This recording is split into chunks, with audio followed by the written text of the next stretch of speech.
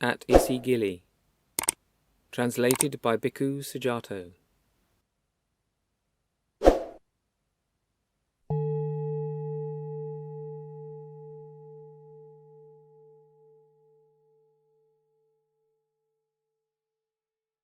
So I have heard. At one time the Buddha was staying near Rajagaha on the Isigili mountain. There the Buddha addressed the mendicants. Mendicants, Venerable Sir, they replied. The Buddha said this: Mendicants, do you see that Mount Webhara? Yes, sir. It used to have a different label and description. Do you see that Mount Pandava? Yes, sir. It too used to have a different label and description.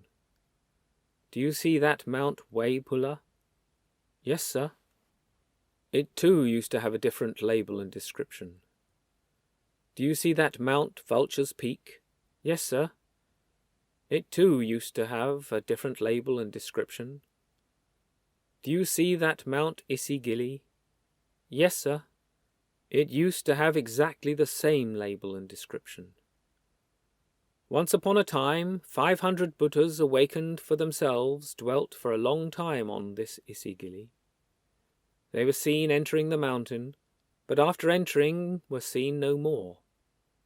When people noticed this, they said, "That mountain swallows these hermits." That's how it came to be known as Isigili. I shall declare the names of the Buddhas awakened for themselves. I shall extol the names of the Buddhas awakened for themselves. I shall teach the names of the Buddhas awakened for themselves. Listen and pay close attention. I will speak. Yes, sir, they replied. The Buddha said this: The Buddhas awakened for themselves who dwelt for a long time on this Isigili were named Arita, Uparita, Tagarasikin, Yasasin, Sudassana, Piyadasin, Gandhara, Pindala, Upasapa, Nita, Tatta, Sutava, and Bhavitatta. Those saintly beings, untroubled and free of hope, who each achieved awakening by themselves. Hear me extol their names, the Supreme Persons, free of thorns. Arita, Uparita, Tagarasikin, Yasasin, Sudassana, and Piyadasin the awakened, Gandhara, Pindala, and Upasabha, Nita, Tatta, Sutava, and Bhavitatta, Sumbha, Subha, Metula, and Attama, and Asumeka, Anika, and Sudatta, awakened for themselves, enders of the attachment to rebirth.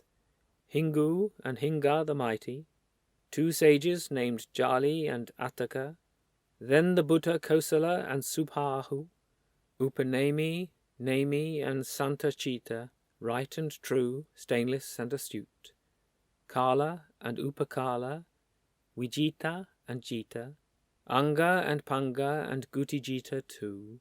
Pasin gave up attachment, suffering's root, while Aparajita defeated Mara's power.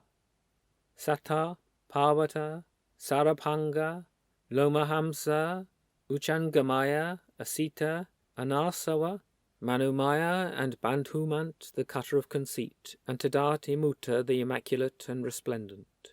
Ketumbaraga, Martanga, and Ariya, then Achyuta, Achyutagama, and Bayamaka, Sumangala, Dabila, Supatita, Aseha, Kamabirata, and Sarata, Duranaya, Sangha, and also Ajaya, another sage, sayer of peerless effort. There are 12 Anandas, Nandas, and Upanandas, and Bharadvaja bearing his final body. Bodhi, also Mahanama the Supreme, Kesin, Sikhin, Sundara, and Bharadvaja, Tisa and Upatisa, who've both cut the bonds to rebirth, Upasidarin and Sidarin, who've both cut off craving. Mangala was awakened, free of greed. Usabha cut the net, the root of suffering. Upanita, who attained the state of peace. Upasata, Sundara, and Satchanama. Jeta, Jayanta, Paduma, and Upala. Padumuttara, Rakita and Pabhata, Manatata, beautiful and freed of greed, and the Buddha Kanha, his mind well freed.